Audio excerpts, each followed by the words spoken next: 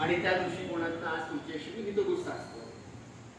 हे साधताना मला हे माहिती आहे की आपण सगळे शिक्षक आहोत, आपण सगळे उत्कृष्ट शिक्षक आहोत आणि शिक्षक म्हणून काम करताना येणाऱ्या काही अडचणी आणि त्यांना जीवशास्त्रीय संशोधनाबद्दल जर काही मदत झाली तर ती नक्कीच एक जीवशास्त्राचा विद्यार्थी म्हणून मला समाधानकारक असेल. म्हणून मी तुमच्याशी संवाद साधतो. सकाळी लेक्चरच्या वेळेला मेंदूचा विषय निघाला, मेमरीचा स्मरणशक्तीचा विषय निघाला आणि हे होताना थोडंसं मी हे मान्य करतो आपण वेगळ्या वेगळ्या बॅकग्राऊंड मधून आलोय, आर्ट्स, कॉमर्स, सायन्स मध्ये मग आणखी विषय आहे.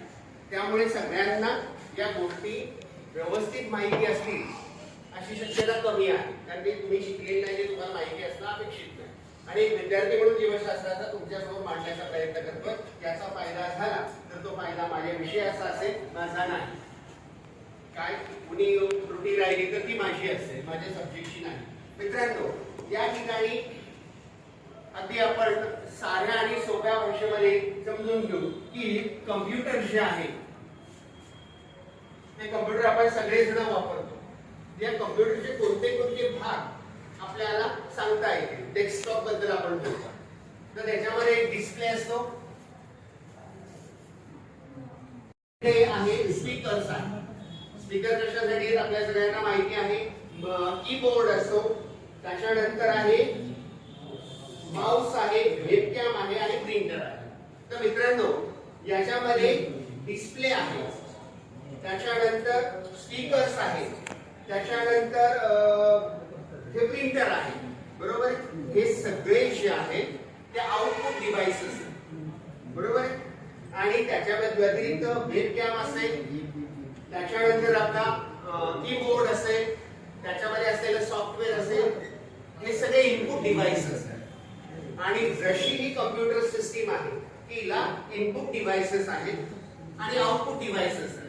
तसं मानवी शरीर किंवा कुठलीही पेशी याला सभोवतालच्या वातावरणामधनं येणारे चेतक ज्याला स्टिम्युलस म्हणतो ते ग्रहण करण्यासाठी इनपुट डिव्हाइसेस असतात. मागे आपल्या लेक्चरमध्ये झालं की मानवी शरीरामध्ये पंच ज्ञानेंद्रिय आहे, तर ती सगळी इनपुट डिव्हाइसेस आहेत. आणि त्याच्या व्यतिरिक्त आपले मसल्स, आपली हाडं आणि आपली जीभ ह्या सगळ्यातलं आउटपुट त्या ठिकाणी निघत असतं. एक जीवशास्त्राचा विद्यार्थी म्हणून खूप अभिमानाने सांगतो की बाळ जन्माला आल्यानंतर नाळ कापली जाते, डॉक्टर जो असतो, नर्स जी असते ते पाय धरून उलट करते आणि फटका देते, बरोबर. आणि तिथून आपण बोलायला रडायला सुरुवात करतो. रडणं हे जे आहे तो पहिला प्रयत्न आहे श्वास घेण्याचा, तिथून बाळाचा श्वास चालू होतो. तर मित्रांनो, त्या क्षणी त्या बाळाचे ज्याचं वय एक दिवस पण नाही, एक तास पण नाहीये, त्या बाळामधले इनपुट डिव्हाइसेस सगळे चालू होतात. त्याचे डोळे, त्याचे कान, त्याची त्वचा, त्याची जीभ, या सगळ्या इनपुट डिव्हाइसेस मधनं सुरू झालेला डेटा कलेक्शन शेवटच्या श्वासापर्यंत चालू राहतो. शेवटच्या श्वासापर्यंत तो इनपुट डिव्हाइस चालू असतो आणि सतत आपण ते ग्रहण करतो. आजूबाजूच्या परिस्थितीमधनं सरांनी सांगितल्याप्रमाणे आईला ओळखतो, वडिलांना ओळखतो, भावांना ओळखतो, नातेवाईकांना ओळखतो, ओळखीच्या लोकांना ओळखतो. हे आयुष्यभर चाललेली प्रोसेस आहे आणि ही शिकण्याची प्रोसेस आहे, ही निरंतर प्रोसेस आहे. आणि हे सगळं होताना विषय निघाला होता की माणसाच्या मेंदूची कपॅसिटी किती. सरांनी सांगितल्याप्रमाणे अगणित, ती मोजता येणं शक्य नाही. सरांनी सांगितल्याप्रमाणे आईन्स्टाईनचा मेंदू फक्त 15% वापरलेला होता. अनालिसिस केले त्याच्या मेंदूचं आणि 85% आणि यूज होता. 15% तो माणूस 2000 पेटंट घेऊ शकतो. जर का 60% 90% वापरलं तर काय होईल. आणि मित्रांनो, तुम्हाला सांगायला अतिशय आनंद होतो, माझ्याकडे आपल्याकडे येणारे प्रत्येक विद्यार्थी हा आईन्स्टाईन आहे, कारण त्याला तेवढाच मेंदू आहे. 1400 ग्रॅम वजन आईन्स्टाईनच्या मेंदूचं असेल तर माझ्याकडे येणाऱ्या पहिलीच्या विद्यार्थ्याच्या मेंदूचं वजन सुद्धा तेवढं. मेंदूच्या साईज मध्ये सुद्धा बदल होत नाही, पेशींच्या संख्येमध्ये सुद्धा बदल होत नाही.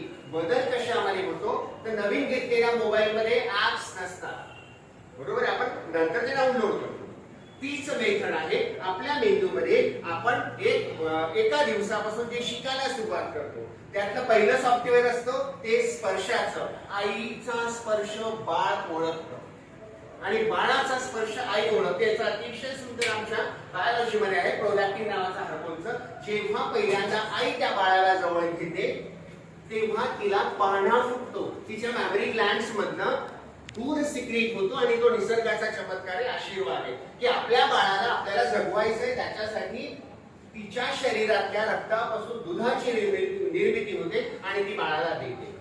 बाळ जेव्हा पहिल्यांदा दूध पितो तेव्हा त्याचा पहिला ज्याला आपण रिफ्लेक्स ऍक्शन म्हणतो ते सुरू होतं आणि त्याला दूध पिता यायला लागतं. पहिला शिकला श्वास घ्यायला, नंतर शिकला दूध प्यायला आणि तिथून त्याची शिकण्याची प्रोसेस चालू होते.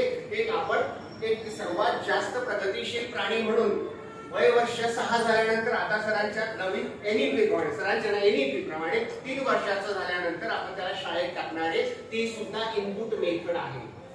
आणि इनपुट मेथड आपण तिथून सुरू करून आपल्याकडे 12वी पर्यंत नंतर डिग्री असेल, पोस्ट डिग्री असेल, काय असेल ते शिक्षण मरेपर्यंत थांबत नाही. मग मला सांगा की एक सदग्रहस्थ 75 वर्ष जगले, पहिल्या दिवसापासूनचा डेटा त्यांच्या मेंदूमध्ये आहे. सरांनी सांगितल्याप्रमाणे तो डिलीट होत नाही.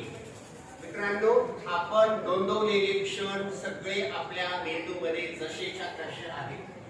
विश्वास ठेवा अथवा नका.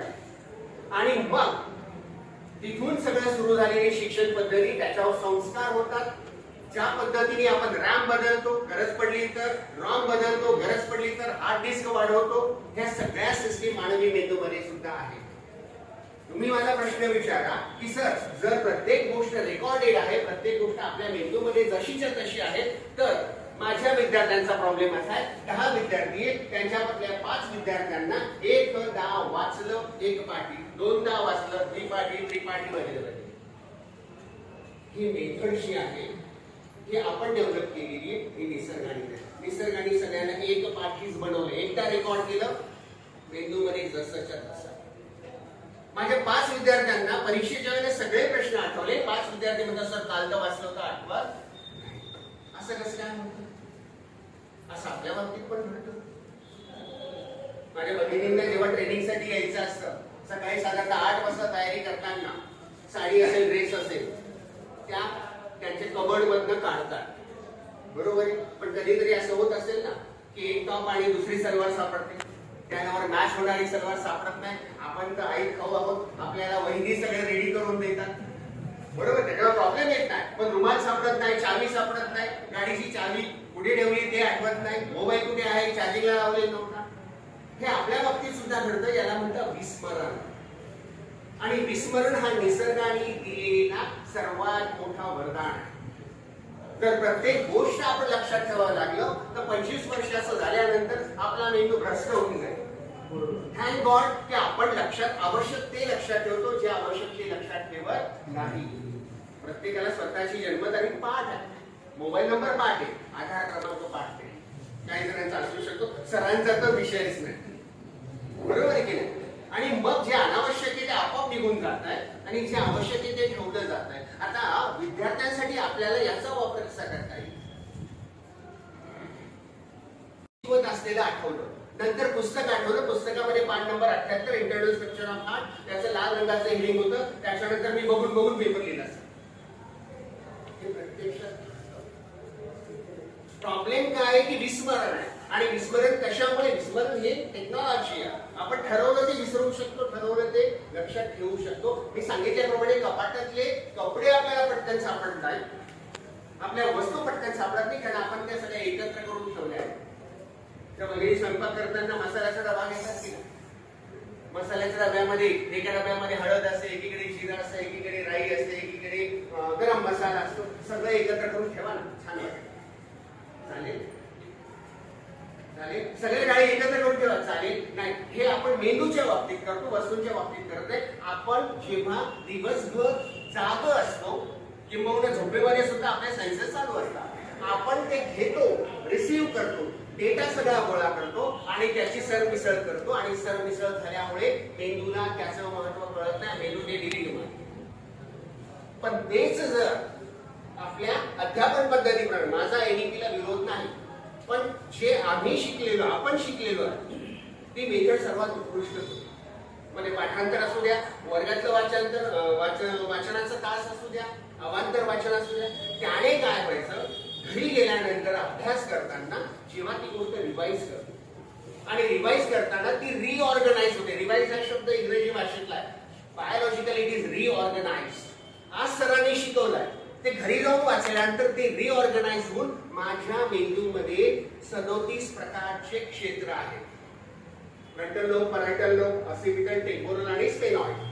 बरोबर आहे. त्याच्यामधला हा टेम्पोरल लोब जो आहे त्याच्यामध्ये आपले मेमरी सेंटर आहे. मेमरी सेंटर मध्ये 37 सेंटर आहे. प्रत्येकासाठी एक एक असे 37 विषय आपण डिव्हाइड करूया आणि त्याच्यामध्ये सब फाईल कम्प्युटर मध्ये बघा ना.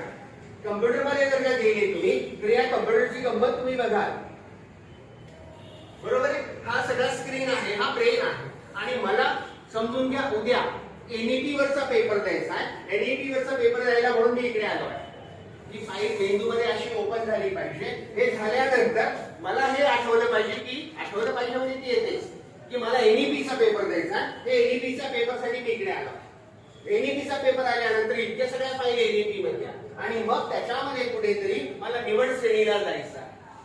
निवड श्रेणीला गेल्यानंतर आज 5वा दिवस आहे. 5व्या दिवशी मला नवीन शैक्षणिक धोरणाप्रमाणे 21व्या शतकातील कौशल्य करायची आहे आणि मग साहजिकच या सिस्टीमने जर गेलो आपण, या सिस्टीमने विद्यार्थी गेला की पेपर आहे, पेपर मध्ये प्रश्न आहे, तो कसाही असू शकतो, अप्लिकेटिव्ह असू शकतो, अंडरस्टँडिंगचा असेल, नॉलेजचा असेल, तर तो विद्यार्थी जर ह्या सिस्टमॅटिकली त्याच्या मेंदूमध्ये सगळ्या फाईल्स असतील तर त्याला पेपर अवघड जाणार नाही, त्याला अध्ययन अवघड जाणार नाही, आपल्याला अध्यापन अवघड जाणार नाही. आणि हे सगळं करताना तुम्ही म्हणत असाल की सर कसं काय सांगताय, तरी 5वीला शिकलेलं त्याला 10वीला कसं काय आठवेल? विसरत नाही. मानवी मेंदू कुठली गोष्ट unless and until it is useless it is not deleted. आणि याचं जर का आपल्याला छोटंसं उदाहरण द्यायचं असेल तर ते उदाहरण देऊ का मी? सगळे सहकार्य करणार, कारण त्यावेळेला आपला विषय निघाला. याचा स्पीड आता सर म्हणाले लॅग झाला, याचा स्पीड कमी पडला. बरोबर. आपले मोबाईल घेतो आपण, त्याच्यामध्ये रिफ्रेश रेट बघून घेतो. माझा 90चा रिफ्रेश रेट असलेला आहे, माझा 70चा आहे, माझा मोबाईल हँग होतोय. हे सगळ्याचे प्रॉब्लेम. बरोबर. आपल्या मेंदूची गती परम कम्प्युटर जो आहे तो परम कम्प्युटर 1 सेकंदामध्ये लक्षावधी कॅल्क्युलेशन करून आपल्याला उत्तर देतो. चॅट जीपीटी फार नंतर, हा स्लो आहे. बरोबर आहे. विजय भटकरांनी बनवलेला परम कम्प्युटर भारताचा पहिला सुपर कम्प्युटर, पण त्याच्यापेक्षा तुमच्या मेंदूची प्रत्येकाची असं नाही. आता इथे आपण बसलेलो सगळे आपण सगळ्या प्रकारचे आहोत. माझ्यासारखे मठ्ठा असतील, थोडेसे हुशार, पान पाटील सरांकडे असतील, अति हुशार जोगेश शेटे सरांसारखे, आपण प्रत्येक ग्रेड आहोत. आपण एकसारखे नाही, 5 बोटं सारखी नाहीये, पण प्रत्येकाच्या मेंदूची गती ही सेम आहे. आहे विश्वास तुमचा? आहे विश्वास? जर तुम्ही सहकार्य करणार असाल तर मी फक्त 1 मिनिटाचा एक छोटासा एक्सपेरिमेंट आपण सगळे मिळून करू आणि त्याच्यानंतर तुम्ही मला सांगा की सर तुम्ही बोलताय ते बरोबर. मी आईन्स्टाईन आहे ते तुम्ही मला सांगा. करायचा? पक्का? मनापासून सहकार्य करा. त्याच्याकडे नाही करायचं. एक छोटा प्रयोग करू आपण. एक 30 सेकंदापर्यंत तुम्ही डोळे बंद करा आणि कुठलाच विचार करू नका. 30 सेकंदापर्यंत फक्त शांतपणे डोळे बंद करा.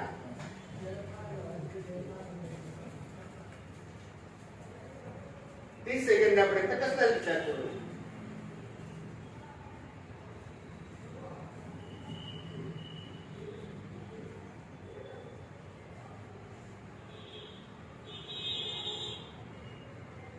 प्रत्येकाने डोळे बंद राहू द्या. प्रत्येकाने आपलं आपलं घर डोळ्यासमोर आणा. अपार्टमेंट असेल तर लिफ्ट असेल, स्टेअरकेस असेल, बंगला असेल, गेट असेल. गेट मधनं तुम्ही मध्ये गेले आहात, गाडी पार्क केलेली आहे.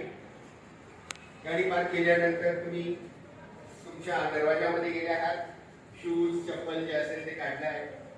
त्यानंतर तुम्ही हॉलमध्ये प्रवेश केला आहे.